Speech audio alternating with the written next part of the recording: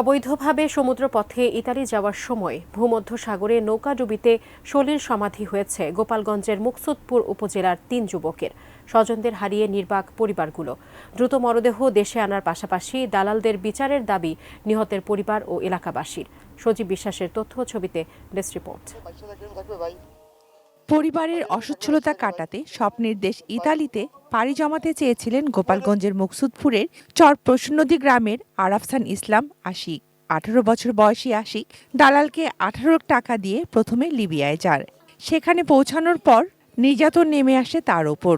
তার পরিবারের কাছ থেকে নানাভাবে 26 লাখ টাকা লুটে নেয় দালাল চক্র।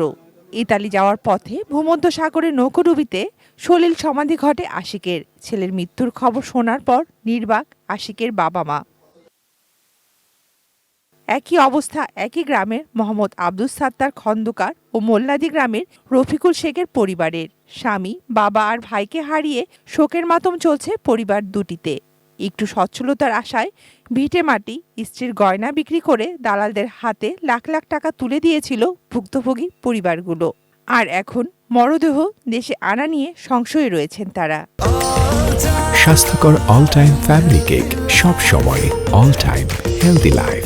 বাবুরে ফোন দেই, বাবু কয় তোর ভাই বাচ্চা আছে, এই মেডিকেল আছে, এই ইন্স্যুরেন্স আছে, এই জেলে আছে। বাচ্চার বাপ ফিরে দেবে, আমার স্বামী ফিরে দেবে, আমি আর কি বলবো? আমার তো টোটাল 26 লাখ টাকা নিয়ে গেছে। প্রতিনিয়তই দালালদের খপ্পরে পড়ে সর্বশান্ত হচ্ছে এই অঞ্চলের অনেক পরিবার। তাই দালালদের আইনের আওতায় এনে দৃষ্টান্তমূলক শাস্তির দাবি জানিয়েছেন স্বজন ও স্থানীয়রা। মোবাইল নাই, মোবাইল টোবাইল 2-3 দিন আগে নিয়ে গেছে, আর কথা বলতে পারবো না। আমাকে নিয়ে যেতেছে, তোমরা দালালের সাথে যোগাযোগ করো, আমরা কোথায় যাইতেছি কি করতেছি খবর নেও। অধিকাংশ দালালের মধ্যে আমাকে যদি 100 ঘর থাকে 95 ঘরে ফিরে দেওয়ার চেষ্টা করতেছে, যাইতে আছে। অভিযুক্ত দালালদের বিরুদ্ধে ব্যবস্থা নেওয়া হবে বলে আশ্বস্ত করেছেন উপজেলার নির্বাহী কর্মকর্তা। দালালদের দমন করার নিয়ম সবসময়ই, নতুন করে কিছু না, তবে এই ঘটনার কারণে হয়তো আরেকটু আমরা জোর দিয়ে চেষ্টা করব। Shakila Aziz, desk report, ATN news.